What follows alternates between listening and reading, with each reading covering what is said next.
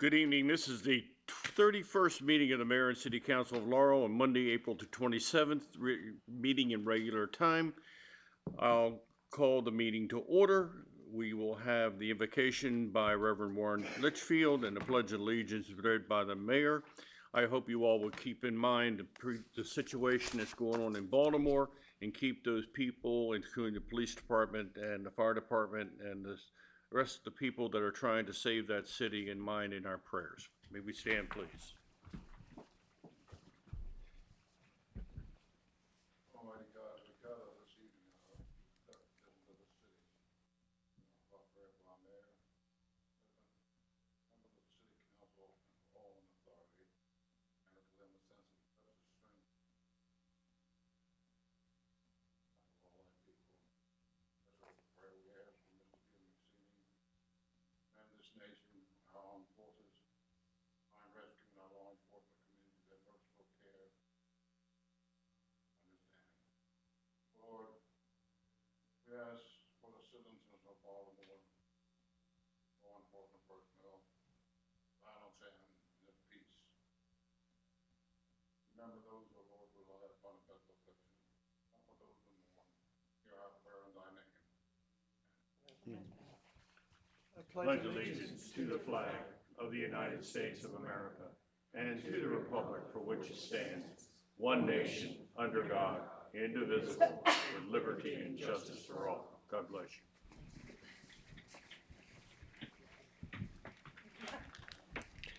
Madam Clerk, can you call the roll, please? Ms. Nicholas? Here. Mr. Les? Here. Ms. Crary? Here. Mr. Smalls? Here. President Ricks? Here. Mayor Mel? We have a court reporter present this evening. I would like for everyone to note, if you wish to be heard, there's a sign-up list on the right-hand side, and if it's up here now, but if you still want to be heard, just raise your hand after the other people have spoken, and I'll be more than happy to recognize you. I will reserve the right to limit the amount of time for each speaker to 2 minutes unless otherwise noted. This is the third public hearing with possible action on 1844, the text amendment number 238, an ordinance to amend Chapter 20, Land Development and Subdivision, Article 1, Zoning, Division 1, in General Section 20-1.7, definitions to amend and add definition to Division 5 zoning districts, Section 20-7 commercial zones, to amend table of commercial uses, and Division 6 parking and loading facilities to amend Section 20-16.5 schedule of parking requirements of the City of Laurel Code and providing an effective date. Mr. Brock. Yes, Mr. President. Text amendment Brock, application. I'll open the public hearing here. It's 7:03. Mr. Brock. Text amendment application number 238 was filed on March the 23rd, 2015 by the Mayor and City Council of Laurel to amend Chapter 20, Land Development and Subdivision Regulations. On March the 26th, 2015, the proposed ordinance and cover letter requesting comments was sent to the Maryland Department of Planning. No response was received. The file contains a certificate of publication verifying that this application and public hearing was advertised as required by law in the April 9, 2015 edition of the Prince George's Sentinel. A memorandum from the City of Laurel Planning Commission to the Mayor and City Council dated April 15, 2015 reads as follows. On motion by Mr. Wilford, seconded by Mr. Kish, and carried on a roll call vote of all members present, the Planning Commission recommended that the Mayor and City Council approve text amendment application number 238 as presented. That concludes the reading of the file, Mr. President. Thank you, Mr. Brock. At this point, again, like I said, I've opened the public hearing at 7:03. I have signed up Mr. Reverend Kevin McGee to speak on the topic. Reverend? Friends, I rise in opposition to the bill before you for churches that I will list. Hit the spot right there. It'll go green. There you go. Kevin McGee, pastor of Bethany Community Church, president of the Laurel Clergy Association. I rise in opposition to the amendment before you. For churches I will list, and for churches who cannot speak yet for themselves. There are more than a dozen Spanish language congregations in our fair city who have no place yet to meet. There are more than a dozen African American congregations, and only 2 have a place to meet. I speak tonight for myself, for Skip Dusenberry from Christ Reformed Presbyterian Church, whom you've heard from, for Chris McMillan, whose testimony you will hear, from Tommy Rowe, First Baptist Church, Peter Kneck, Our Savior Lutheran Church, Ray McDonald, First United Methodist Church, Steve Letty, Connection Community Church, Seventh-day Adventist, Will Johns, Beltsville Seventh-day Adventist, Cleveland Morrison, Point of Grace Church, Tom Miller Holy Trinity Church, Andrew Bass Worship World Church, and Jeremy Tynstra, who you will hear from. The rules that you seek to pass tonight are guided by the Religious Land Use and Institutionalized Persons Act, which is designed to protect churches from the very things that you seek to do tonight. Parking is one of the things that you will address. If there is a parking problem in our community on Sunday mornings, none of us are certainly aware of that. And if there is a problem, we would have loved to know about it before this evening, but there is not. If there were a parking problem, then the text amendment before you does not solve the problem with the least restrictive means available, which you are required under federal law to use. So in fairness and common sense, you need to amend the rules to allow in the count on-street parking and parking in lots in the general vicinity of the churches, as Our Savior Lutheran Church does every Sunday morning when they use the parking ride lot that is owned by the county. We all know the 300 block of Main Street has every business closed on Sunday morning. There's really not a parking issue there. The second thing I'd like to address is the special exception requirements that you are reinstituting. My heart breaks that my friend Carl Brendel is not here tonight. We worked together under 3 mayors and dozens of councils to make those changes. Now you are reversing them. Decisions made by the city government, as you will hear, drove Lifehouse Church from our community, cost City of Zion Church more than a year and thousands of dollars, disallowed Faith Fellowship Community Church, an African American church that's a vibrant contributor to our community, not to be allowed to meet on Main Street. There are very few things that you as council members have to say that rise to the level of a compelling government interest when it relates to our churches and houses of worship. Life safety for sure, and we support strict code enforcement. But beyond that, traffic, parking, and those things, none of which are actually currently a problem, and all of which are already handled under the existing permitting process without the need for a special exception. So there's really not much I think you need to do. I was very troubled that there was no mention in what the president read tonight of how this amendment affects houses of worship. In none of the public proclamations was there anything about houses of worship. I want to say in closing, in a spirit of friendship, I would ask that you give us time to understand the problems that you feel you must address. We already have a meeting scheduled later this week between the leaders of the faith community and the mayor to discuss a similar matter that we could easily add this to the agenda. To those of you I know best, and I would add senior leaders in the city government, I would add as a personal word that it was very disappointing that you would not think it the honorable thing to do to send me an email or to pick up the phone as the president of the Laurel Clergy Association to tell us that you were considering changes that would impact churches. And so there is testimony prepared that you will hear that will tell you that in the past, decisions made by this group have done irreparable harm to churches in our community. To rush these changes into law tonight without the full input of those who are most affected by them may or may not be legal, but it would certainly not be right. Please postpone the vote until we can meet as friends and talk. Thank you. Reverend Franklin.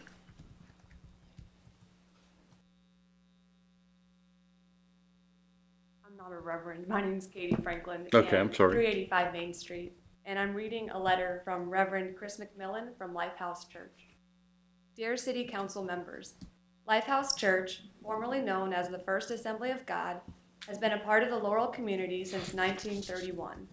In all of these years, our church has sought to serve all of the citizens of Laurel by caring for their spiritual needs. Our church has recently sold its building because the city, through its various boards and commissions, made it impossible to expand in our historic location on Montgomery Street. Moving to a temporary facility has done irreparable harm to our church financially and has caused us to lose members.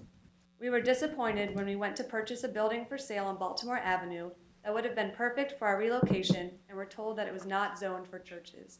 We were tremendously encouraged a few years ago when the City Council changed its policy by easing restrictions on churches to locate in the city of Laurel.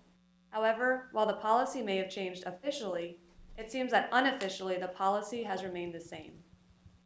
Now we have received word that the City Council is seeking to reverse course and return to an official policy of placing heavier restrictions on churches seeking potential property in the city of Laurel, thereby effectively pushing churches outside of the city limits. This proposed action is regrettable. As a member of the religious community of Laurel, we would expect more from our elected officials than this kind of subterfuge. We respectfully request that the City Council not pursue this course of once again changing the zoning ordinances, thus making it harder for churches to exist within the Laurel city limits. There are many spiritual needs that are prevalent in our growing community that politics cannot solve. The council should understand that local churches, like Lifehouse, are the answer to many of the problems that plague our city. Please consider your course of action and help us help the citizens of Laurel to have a healthy and fruitful life. Respectfully, Reverend Chris McMillan, Lifehouse Church. Thank you. Thank you.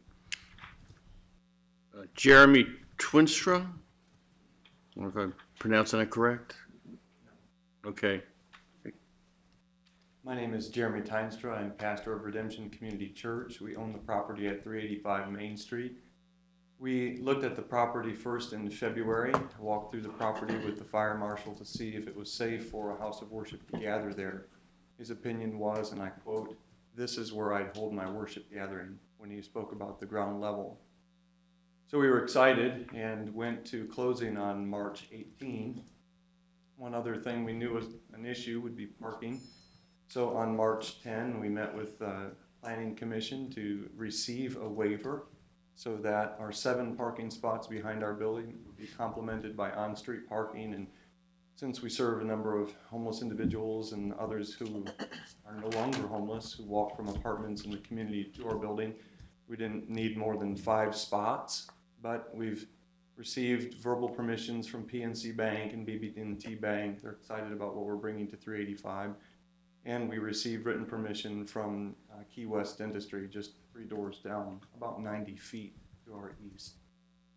That waiver was recalled, unfortunately, this last month. And so now I have no waiver to go forward with the plan to use 385 for our church family. I don't really know what to say at this point other than we own a beautiful building, and with a little bit of work it's become more engaging for our community. People who have heard our plans to put a coffee house on the main level for 6 days of the week, in which the church family will worship for 2 hours on one day of the week, think that it's creative and it's the kind of thing that addresses blight on Main Street. We have plenty of investment capital. We can do a quality job to do something beneficial for our city. Since I've been painting walls and sanding wood floors at 385 for the last 2 weeks, I've noticed that at 5 o'clock that block is empty. It's totally empty every night of the week. I've checked on the building on Sundays, and that block is again empty except for people who park overnight and ignore that 2-hour parking sign that's right out front there. Seems to me to be a great place for an opportunity like a coffee house to bring life to our city. And it seems to me to be a great place for our church family to meet at the ground level. The text amendments that you're considering impact us, make it more difficult. I don't think in the end we lose, though, because we're helped by RLUIPA, a federal law passed in 2000, really just by common consent, both houses of Congress, that grant religious land use certain freedoms for the good of the city, not just for the good of the church, but for the good of the city. My reputation, I hope, stands as someone who's been helpful in the Laurel community. Over the last 7 years, I've seen 100 homeless people move from the woods toward better things, from sleeping in unlocked minivans or unlocked apartment buildings toward better things. I helped to start an organization that received the Howard County Volunteer Organization of the Year award from the county executive of Howard County. It was my privilege to help that thing come into existence. So I'm excited to serve the city, want to do good things for the city, have plenty of capital to do good things in our city, have a beautiful building ready to go and to do good things for our city, but keep running into roadblocks and obstacles, delays, and code. I don't know what to do next other than to just keep playing the game and being patient, filling out the next form, trying to recast our business effectively, and trying to find a place for our small church family to gather. So I would urge you to reconsider passing the text amendment before you, not because of the code and what can be done to perfect it and massage it into something that's exciting for people to review, but for the sake of real people like me and our small church family and our big vision for what we can do at 385 Main Street. Thank you for your time. Thank you. Is there anyone else wishing to speak on this topic? Seeing none, I'll close. Yes, Mr. Mayor. Mr. President, since we're on the record, a lot of information has been put out through emails, some of it inaccurate. And this council, this mayor and city council have always worked with everybody in the community. And I think it's important, while we're on the record, I'd like to Mr. Brock, if he would, to address a few of the issues. We're talking about one text amendment here. This text amendment won't even affect you. The Planning Commission already turned your application down, so that's a different issue that we had. So we're mixing a lot of different things here. I want to stay focused on just this this ordinance here, because it's been stated that we are putting more restrictions on churches, and that's just not the case when we talk about the parking. Jack? Yes, Mr. Mayor. What is before you is an 8-page text amendment. 6 of those pages deals with the schedule of parking requirements. It's the requirements for the entire city and all of the uses, not specifically directed at the church of any type. The proposal for churches, though, is to go from what is currently in the code, which requires 1 space per 500 square foot of building, plus 1 space for 4 seats, or 1 space per 6 feet of assembly area, whichever is greater. The proposal is the exact same one that is used by Prince George's County, which says one parking space per 4 seats of assembly and 1 space required for 4 seats in the non-assembly area that would be used during the worship service. It's also the same requirement that is used in Montgomery County. As far as the special exceptions are concerned, the requirement that houses of worship be reviewed by special exception, it remains unchanged in all the residential districts. It was recently added to the ICS, Industrial Commercial Services District, by request. It is allowed in the OB and it's allowed in the overlay. There's no change to those districts.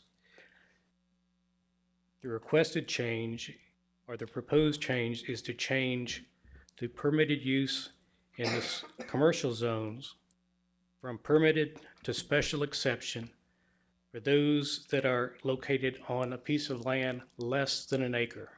And this is in order to provide an additional level of review by the Planning Commission. If it's on an area of greater than an acre, it remains a permitted use except for this commercial shopping center, where in that case it would also be a special exception. And except for adding and clarifying definitions and adding a lodging house as a new use in a residential district, those are the changes that have been proposed. Thank you, Mr. President. Just further clarification, the reason we started looking at the special exception again was that a house of worship came in and asked to be put in that category. So that was what triggered some of the review process that we had here. So thank you. Thank you, Mr. Mayor. I'll close the general public hearing, excuse me, not the general public hearing, but the public hearing on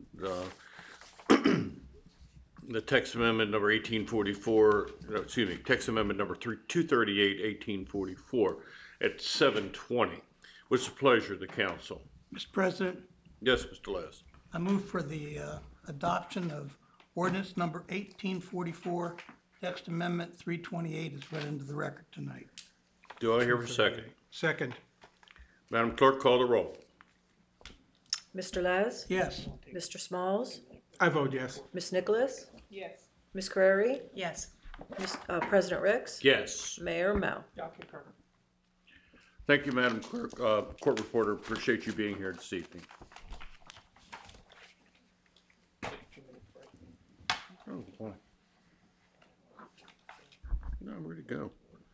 Okay, item number 6 on our agenda is the approval of minutes of the 30th meeting of April the 13th of 2015. Do I have any additions or amendments? Seeing none, I'll call for a vote. So move, Mr. President. Second, anyone? Second. Have a second. Madam Clerk? Mr. Smalls? I vote yes. Ms. Crary? Yes. Ms. Nicholas? Yes. Mr. Les? Yes. President Ricks? Yes. I'll now call for the report of the mayor and city council. Mr. Smalls.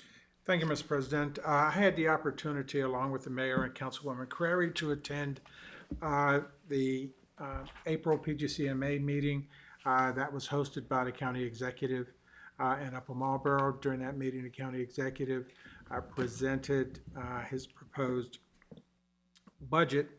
As many of us know, the county executive, along with Dr. Maxwell, our school board, our school system chairman, is making their rounds around the county and presenting the county executive's budget. I also want to echo Pastor Litchfield, as well as our president's call for calm in Baltimore City, and wish and hope that those folks who are protesting in a violent way will go back to peaceful demonstrations, which is certainly peaceful demonstrations are our right. And so I pray for calm in Baltimore City soon. That's my report, Mr. President. Thank you. Thank you. Ms. Nicholas? Thank you. I, along with my council colleagues, attended the Laurel Historical Society Gala, which was very nice, well attended. It was a very special occasion. I'd also like to thank Mike Lotsky and the Tree Board Committee members for the Arbor Day celebration. Thank you.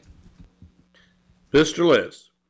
Thank you, Mr. President. I'll just mention one additional thing about the Laurel Historical Society Gala. It was honoring Jim and Bobby McSeany for their contributions not only to the Historical Society, but the city of Laurel. As many of you know, they came back, spent a great deal of money renovating the McSeany House on Main Street, and then left Kensington to come here. And we need to remember Jim in our prayers. He's recuperating from an illness, and we wish him well. Thank you, Mr. President. Thank you.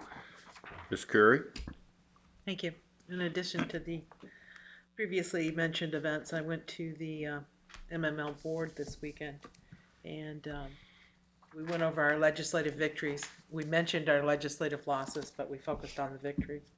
It was $19 million that was granted to the Municipal Transportation Fund through the leadership of the board, and also our own Luann Crook, who's on the Committee for Legislative Agenda. And that's a huge amount. That was up from $3.6 million that was in the initial budget. And Laurel suffered greatly from the lack of transportation funds in recent years, so that was a huge victory. Thank you. Thank you. I'd like to note that I attended along with Ms. Curry and obviously Ms. Nicholas, the Laurel Hospital Volunteer Awards evening. It was very nice and very rewarding, and I want to thank Ms. Nicholas for inviting us. I did attend the Arbor Day celebration, which again was very nice, and being recognized as Tree City once again always makes us feel very good. I want to remind everyone that May the 9th is Main Street Festival And I encourage everyone to come out and to enjoy that day and see their friends that they haven't seen in a long time. Thank you very much, Mayor Mo. Thank you, Mr. President. Give condolences to Ruby Lynn Carmen, which is Fred Carmen, retired lieutenant with the police department, and Jenny Carmen, who works in our Department of Public Works, on the loss of Fred's mother. Also, speedy recovery to Patty Thompson, who is Terry Thompson, our emergency services, his wife. She had some surgery. We wish her the very best and a speedy recovery, as well as you heard on Mr. McSaney. We did have the opportunity to attend the PGCMA meeting at the County Administration Building in Upper Marlboro, as you heard. It gave a budget overview. I think there's still a lot of work to be done, and I know our county councilwoman had budget hearings here in the district as well. On the 18th, the City of Laurel did have their Laurel electronic recycling and paper shredding event, and I want to thank Department of Public Works for that. Did you get some tonnage? What was that?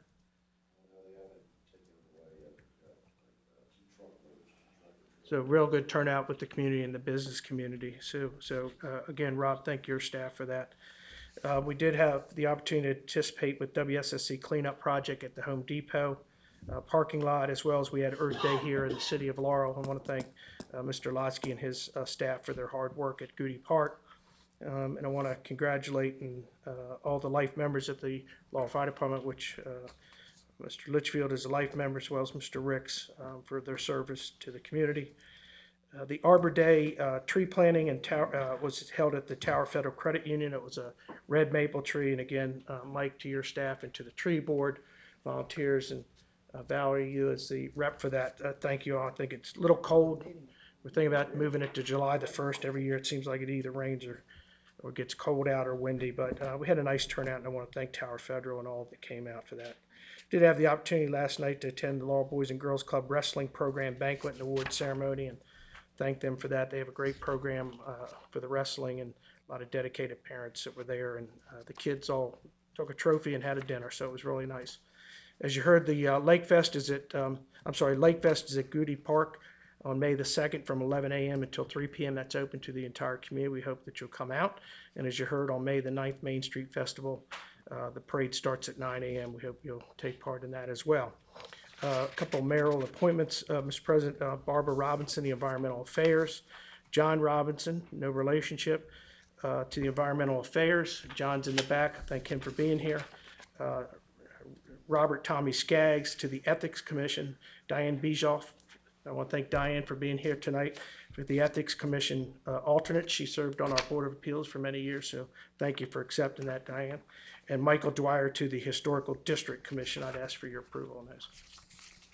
That concludes my report. Thank you, sir. We have before us this evening the mayoral appointments that have just been read by the mayor. Do I have a motion? Mr. President, Yes, Mr. Les. these people are well known to us, so I move for approval of all these appointments. Do I have a second? Second. Thank you, Ms. Query. Clerk, will you call the roll? Mr. Les? Yes. Ms. Crary? Yes. Ms. Nicholas? Yes. Mr. Smalls? I vote yes. President Ricks? Yes. Thank you, Mayor. This time, 7:28, I'll open the general public hearing for anyone to speak that wishes to speak. Anyone wishing to speak? Seeing none, I'll close the general public hearing at 7:29. We'll move on to item number 9, which is the second public hearing with possible action on ordinance number 1839, an ordinance to modify the operation of the City of Laurel Police Retirement Plan effective on or after July the 1st of 2015 to reduce the amortization period. I read the title into the record for the second reading. I'll open the public hearing at 7:29. Is there anyone wishing to speak? Seeing none, I'll close the public hearing at 7:29 and a half. What's the pleasure of the council? Mr. President, Yes, Ms. Query. I move to approve ordinance number 1839 as read into the record. Do I have a second? Second. Thank you, Mr. Smalls. Madam Clerk. Ms. Crary? Yes. Mr. Smalls? I vote yes. Ms. Nicholas? Yes. Mr. Les? Yes. President Ricks? Yes. Mayor Mel? Concur. Item number 10 is the second public hearing with possible action on ordinance number 1840. An ordinance to modify the operation of the City of Laurel Employees Retirement Plan effective on or after July the 1st of 2015 to reduce the amortization period. I'll open the general public hearing at 7:30. Is there anyone wishing to speak? Seeing none, I'll close that general public hearing at 7:30 and a half. What's the pleasure of the council? Mr. President, Yes, Ms. Curry. I recommend that we approve ordinance number 1840 as read into the record. Do I have a second? Second. Thank you, Mr. Les. Madam Clerk? Ms. Crary, Yes. Mr. Les, Yes. Ms. Nicholas, Yes. Mr. Smalls, I vote yes. President Ricks. Yes. Mayor Mel. I concur. Item number 11, the second public hearing with possible action on ordinance number 1841. An ordinance to amend the operations of the City of Laurel Police Retirement Plan effective on or after July the 1st of 2015 by changing the mortality table used for the funding purposes. This is read into the record for the second time. I'll open the general public hearing at 7:31. Anyone wishing to speak? Seeing none, close that same general public hearing on this item at 7:31 and a half. What's the pleasure of the council? Mr. President, I move that we approve ordinance number 1841 as read into the record. Thank you. Do I have a second? Second. Madam Clerk? Mr. Smalls, I vote yes. Ms. Nicholas, Yes. Mr. Les, Yes. Ms. Crary, Yes. President Ricks, Yes. Mayor Mel. Item number 12, the second public hearing with possible action on ordinance number 1842. An ordinance to amend the operations of the City of Laurel Employee Retirement Plan effective on or after July the 1st of 2015 by changing the mortality table used for the funding purposes. I'll open the public hearing at 7:32. Anyone wishing to speak? Seeing none, I'll close that same public hearing at 7:32 and a half. What's the pleasure of the council? Mr. President, I move that we approve ordinance number 1842 as presented. Thank you. Do I have a second? Second. Thank you, Ms. Crary. Madam Clerk? Mr. Smalls, I vote yes. Ms. Crary, Yes. Ms. Nicholas, Yes. Mr. Les, Yes. President Ricks, Yes. Mayor Mel. Item number 13, second public hearing with possible action on ordinance number 1846. An ordinance to amend certain project budgets in the FY 2015 through the FY 2020 Capital Improvements Program. That's read into the record for the second reading. I'll open the general public hearing at 7:33. Is there anyone wishing to speak? Seeing none, I'll close that same public hearing at 7:33 and a half. What is the pleasure of the council? Mr. President, I move for the adoption of ordinance number 1846 as read into the record. Thank you, Mr. Les. Do I have a second? Second. Thank you, Mr. Smalls. Madam Clerk? Mr. Les, Yes. Mr. Smalls, I vote yes. Ms. Nicholas, Yes. Ms. Crary, Yes. President Ricks, Yes. Mayor Mel. Item number 14 is the second public hearing with possible action on resolution number 6-15. A resolution of the Mayor and City Council of Laurel, Maryland, declaring a temporary moratorium regarding the processing of zoning matters within the City of Laurel, Maryland. I've read this into the record for the second reading. Open the public hearing at 7:34. Is there anyone wishing to speak? Reverend? Okay. Really just a question, so will this thing that's before you now have any impact on churches that currently have things pending? In the past, City of Zion Church has denied the ability to move into their building for more than a year, so will it have any impact on Redemption Community Church's attempt to open a coffee shop on Main Street? Mr. President, this would have no effect on any applications that we are currently processing or those that would be received before the effective date of this ordinance. If they come in before the effective date, we will continue to process them. Thank you, Mr. Brock. And we'll leave it in July the 1st, we talked about. to be June, but I think July would. Okay, thank you. We'll Is- leave it at July. Okay, is there anyone else wishing to speak on this topic? Seeing none, I'll close the I will close the public hearing at 7:35. What's the pleasure of the council? Mr. President, before I call the question, let me, are we gonna, is implementation of June? We're gonna 1 leave or it the way it is, Mike. July 1? We're gonna Okay. July 1. Okay.